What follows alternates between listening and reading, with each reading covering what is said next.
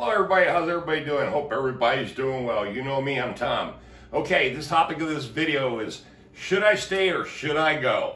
And let me explain further. But before we get started, do you know what time it is? Oh yeah. I finished up that punch list job on that $1 million home that didn't sell. Let me explain a little something about that real quick about inspection reports, okay? When they get these 30-page, 20-page inspection reports, a lot of the recommendations on there are exactly that, recommendations. Now, when it comes to something that's a failure or something that's a safety issue, then that's a totally different matter, okay?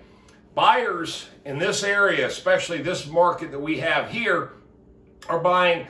I've seen houses that are just falling apart and they're selling, okay? But when you start getting into the higher end homes, then a lot more scrutiny goes into the choice of buying that house from the new buyer standpoint. They can sit there and say, oh, what am I getting for $1 million? So that's kind of that. But I'll dig into it just a little bit further, then I'm going to shift gears to this should I stay or should I go business, okay? The house is still on the market. Yes, this one buyer walked away because there were some obvious things from the video I uploaded yesterday that were wrong with this house.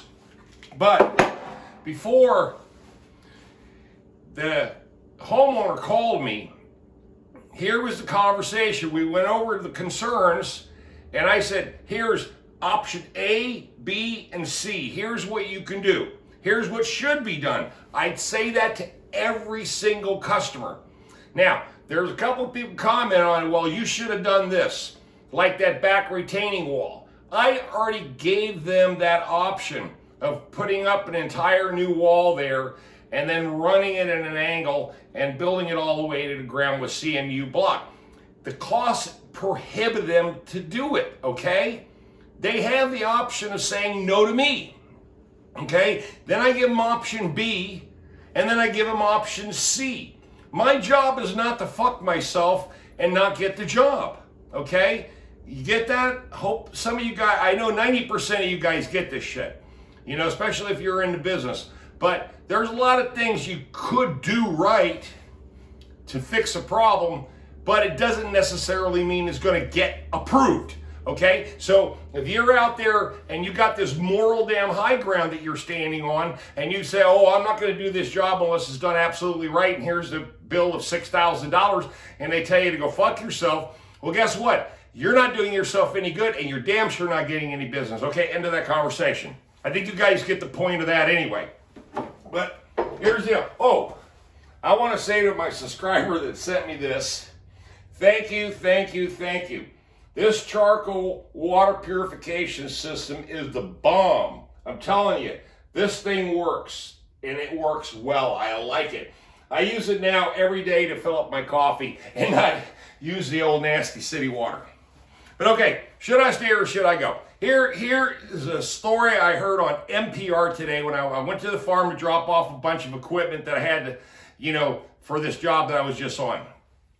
And I was listening to this story.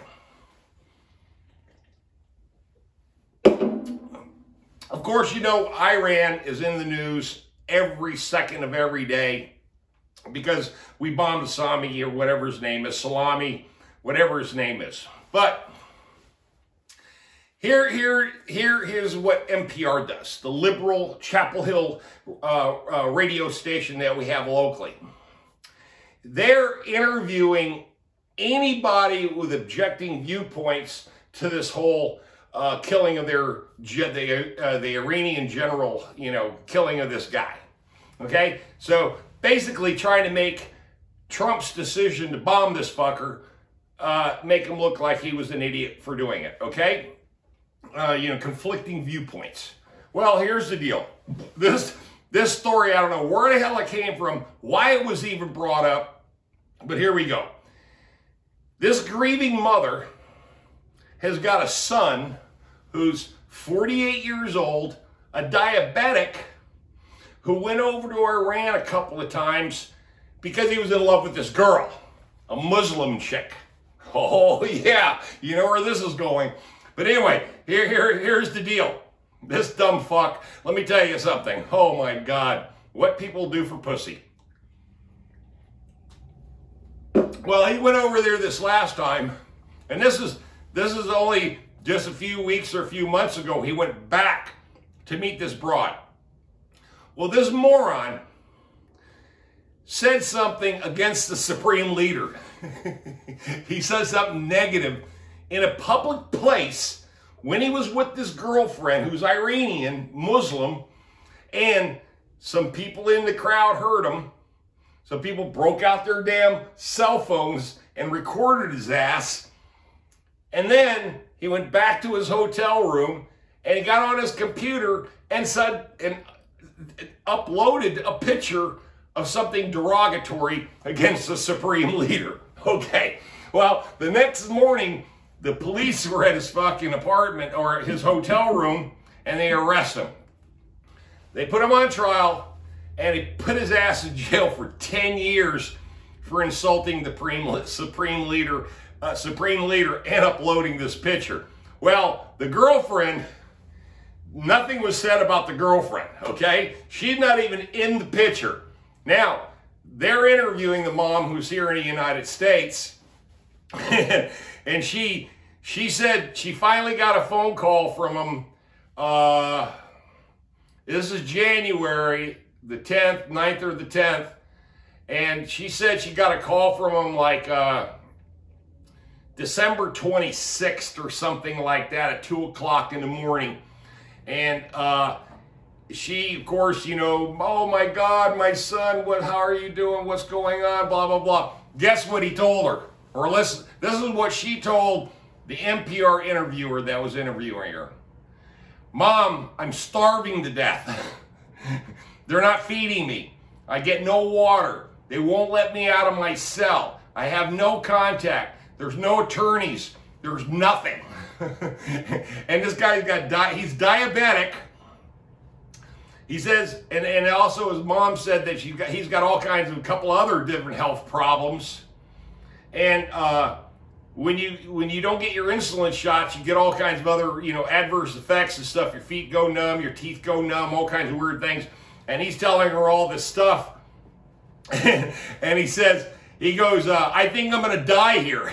I'm going to die in prison. I'll never make it to 58, and I'll never make the 10 years because they're starving him to death, and he's not getting any insulin. Ha! God! How fucking stupid. How stupid do you have to be? How much of a moron do you actually have to be to go to a country, a Muslim country that we are in war with, constant conflict with, we have sanctions against, and you're going to date some Muslim chick that you met online, and you go over there, and then you talk shit about the supreme leader, and then you upload a fucking derogatory picture, and you expect you, because you're a U.S. citizen, that you're going to walk out of there and everybody's going to say, Allah Akbar, motherfucker. You got to be kidding me. Oh, how stupid can you fucking be? You know what? That's the reason why I love the United States, and that's why I stay in the United States. I don't need to go to Mexico, because the cartel's down there. Oh yeah, here we are. We're traveling down a road at night, and, you know, on some stretch of road that the cartel owns, and we get shot up. Oh, great. Who's going to be there to protect you? The Mexican police? Fuck no. Oh, I think all of us, all of my subscribers, all 18,100 of us, ought to charter a couple of planes, and while we just all fucking fly over to Iran and tell the supreme leader to go fuck himself. Oh, that'll go over good. Damn. You know what? People amaze me how stupid they really are. What do you think it would take? How many brain cells are you burning when you make stupid decisions like that in life? And I'm telling you, that's everything in life.